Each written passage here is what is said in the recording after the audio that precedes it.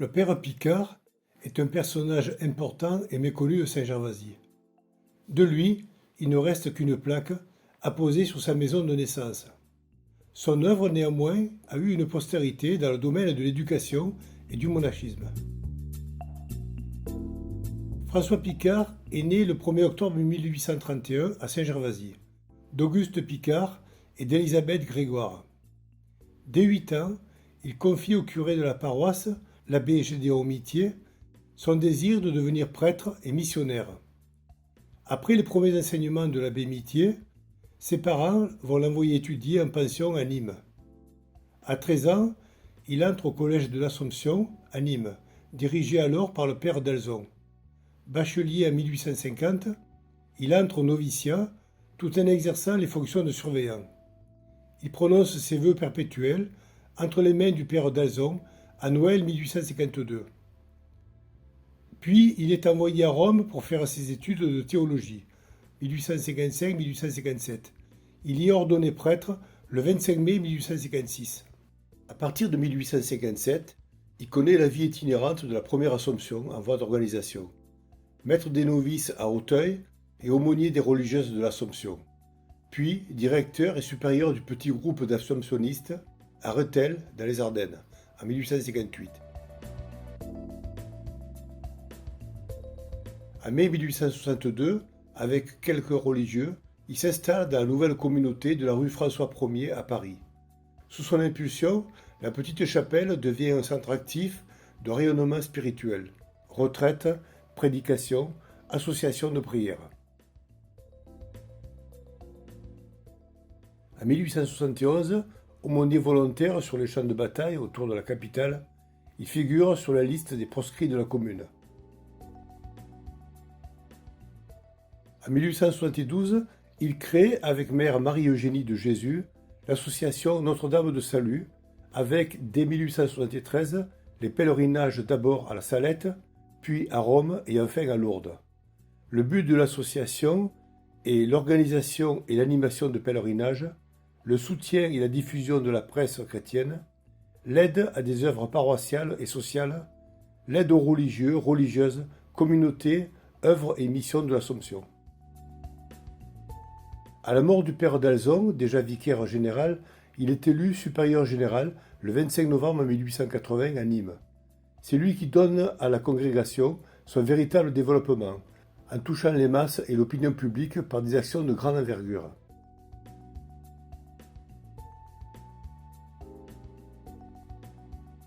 Il lance le quotidien La Croix avec le père Vincent de Paul Bailly, puis une maison d'édition, la Maison de la Bonne Presse, 30 titres en 25 ans. L'intention déclarée est de rassembler les catholiques tout en gardant une neutralité politique, en se tenant sur le seul terrain religieux pour défendre les intérêts de l'Église, entendus du point de vue romain. En 1880, le gouvernement laïcard de la Troisième République décrète l'expulsion des congrégations non autorisées. Sous l'impulsion de Jules Ferry, les congrégations pratiquant l'éducation sont particulièrement poursuivies.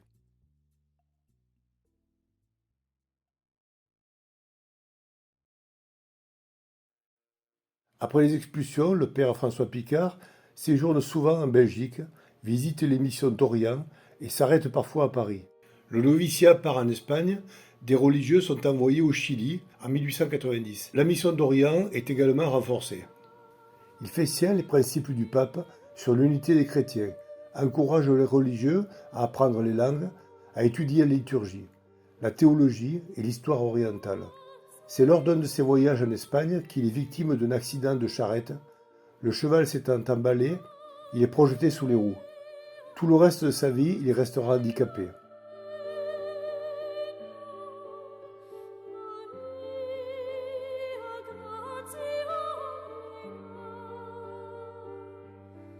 En 20 ans, le nombre de religieux sextuple.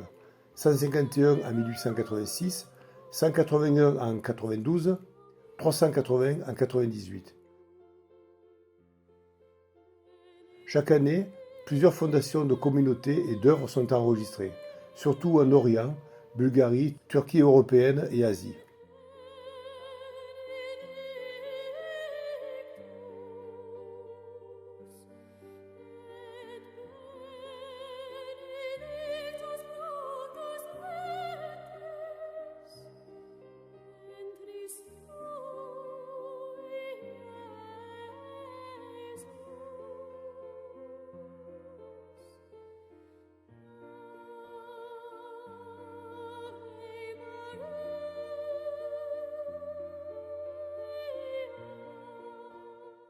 Le 8 décembre 1896, avec Isabelle de Clermont-Tonnerre, comtesse d'Ursel, il fonde les Orates de l'Assomption.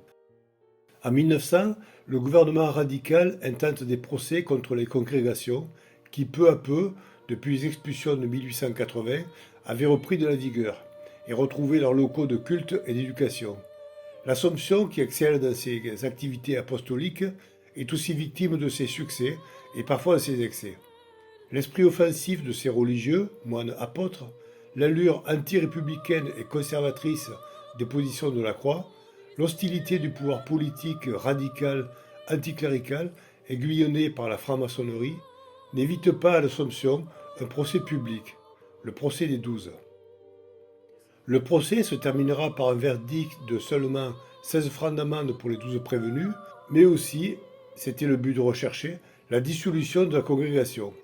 Dès lors, le mouvement à l'étranger est encouragé, Belgique, où l'Assomption est implantée depuis 1891, Hollande, Angleterre. C'est donc pour François Picard l'exil à Rome, où il meurt le 16 avril 1903 à l'âge de 72 ans. Ses restes, d'abord inhumés au Campo Verano, sont transférés ensuite à Sceaux en 1956, au monastère des Orantes, puis à Bonnel en 1971, puis enfin à Auteuil chez les religieuses de l'Assomption en 2019.